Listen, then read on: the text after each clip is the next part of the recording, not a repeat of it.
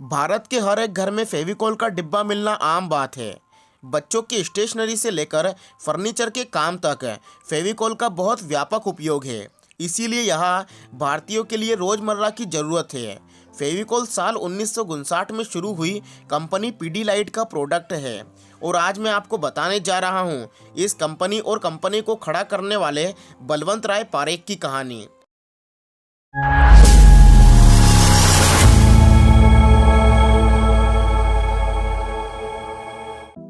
बलवंत राय पारेख का जन्म 1925 में गुजरात भावनगर जिले के एक जैन परिवार में हुआ और इन्होंने अपनी स्कूलिंग अपने एरिया के लोकल स्कूल से की। उनके पिता चाहते थे कि वह वकील बने, इसीलिए बलवंत ने अपने दादाजी की तरह मजिस्ट्रेट बनने के लिए उनके नक्शे कदम पर चलते हुए मुंबई के गवर्नमेंट लॉ कॉलेज में दाखिला लिया। यह भारतीय स्वतंत्रता आंदोलन का वह दौर था जब देश में कई युवाओं की तरह बलवंत भी बापू से प्रेरित थे। अपने माता पिता की असहमति के बावजूद भारत छोड़ो आंदोलन में शामिल होने के लिए उन्होंने लॉ की पढ़ाई छोड़ दी। हालांकि सामाजिक आंदोलन में हिस्सा लेने के बाद बलवंत ने लॉ की पढ़ाई फिर से शुरू की और पूरी भी की। हालांकि वह बार काउंसिल के सदस्य नहीं बन सके क्योंकि वकील होने के कारण कई बार झूठ बोलना पड़ता था और यही बात उनकी अंतरात्मा को रास नहीं आई।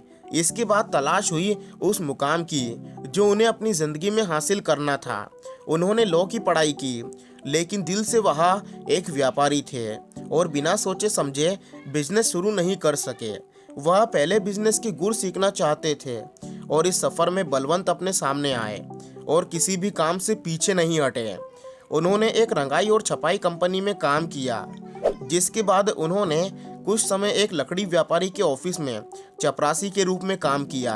बलवंत का मानना था कि व्यक्ति के लिए कोई भी काम छोटा या बड़ा नहीं होता। अपने छोटे बड़े कामों के दौरान उन्होंने लोगों से अच्छे संबंध बनाए। उनकी मुलाकात डाई व्यापारी मोहन भाई से हुई, जिन्होंने जर्मनी, इटली और इंग्लैंड जैसे पश्चिमी देशों से साइकिल, सुपारी और कागज आधारित रंगों के आयात के लिए उनकी बिजनेस में निवेश किया। लेकिन यह साथ ज़्यादा दिनों तक नहीं चल सका। जब बलवंत मुनाफे में बड़ा हिस्सा चाहते थे तो मोहन भाई के साथ उनकी साझेदारी समाप्त हो गई। बलवंत इसके बाद भारत में फेडको नामक एक जर्मन फर्म में शामिल हो गए। फेडको ने भारतीय बाजार में होचस्ट नामक जर्मन कंपनी के हितों का प्रतिनिधित्व किया। बलवंत को फेडको में 50% लाभ के लिए भागीदारी के रूप में शामिल किया गया था। यह बलवंत की सफलता की ओर बढ़ने की शुरुआत थी। फेडको में काम करते हुए बलवंत ने भारत की अपनी एक यात्रा पर होचस्ट के प्रबंध निदेशक से मुलाकात की। इस यात्रा के दौरान एमडी बलवंत को भारत के कई संयंत्रों में ले गए। बलवंत की बिजनेस के बारे में जानकारी से प्रभावित होकर एमडी ने उन्हें कंपनी के जर्मन कारखानों में से एक में ट्रेनिंग लेने का अवसर दिया। बलवंत 1 महीने के लिए ट्रेनिंग के लिए जर्मनी गए। उनकी वापसी के कुछ ही समय बाद जर्मन एमडी की मृत्यु हो गई और परिणाम स्वरूप बलवंत भारत में जर्मन कारखानों के हितों के एकमात्र प्रतिनिधि थे। इसका मतलब यह हुआ कि कंपनी में उनकी हिस्सेदारी बढ़ गई। लेकिन एमडी के चले जाने के बाद होचस्ट स्वतंत्र रूप से काम करना चाहता था और फेडको से अलग होना चाहता था। इसीलिए बलवंत ने होचस्ट को अलविदा कह दिया। पारेख ने अपने भाई के साथ पारेख डाइकेम इंडस्ट्री बनाई। पारेख डाइकेम के तहत बलवंत फेडको में हिस्सेदारी खरीदते रहे। यह पारेख डाइकेम इंडस्ट्री बढ़कर पारेख डाइकेम लाइट इंडस्ट्री हो गई और फिर ये इंडस्ट्री पीडीलाइट इंडस्ट्री बनी। बलवंत जब लकड़ी व्यापारी के यहाँ काम कर रहे थे तो इस दौरान उन्होंने एक बात देखी कि लकड़ी के काम में पारंपरिक रूप से इस्तेमाल होने वाला गोंद या चिपकने वाला उत्पाद बहुत बेजील था और मजबूत नहीं था, जिससे बढ़ई को चिपकाने वाले पदार्थ को संभालने में कठिनाई होती थी और उनके कौशल के बावजूद उनका काम लंबे समय तक नहीं चलता था।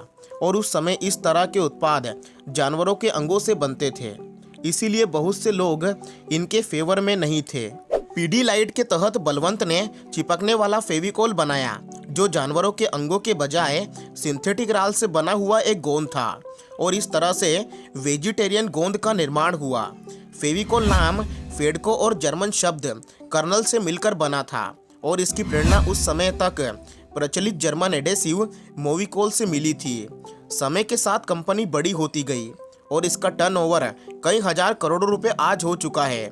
और आज ये पीडीलाइट कंपनी फेविकोल के साथ फेविक्विक, फेविस्टिक और बिल्डिंग मटेरियल में यूज होने वाले प्रोडक्ट डॉक्टर फिक्सिट को भी बनाती है। तो दोस्तों, उम्मीद है आपको ये कहानी अच्छी लगी होगी, और अगर आपको ये कहानी अच्छी लगी हो तो इस वीडियो को लाइक और चैनल को सब्सक्राइब कर देना।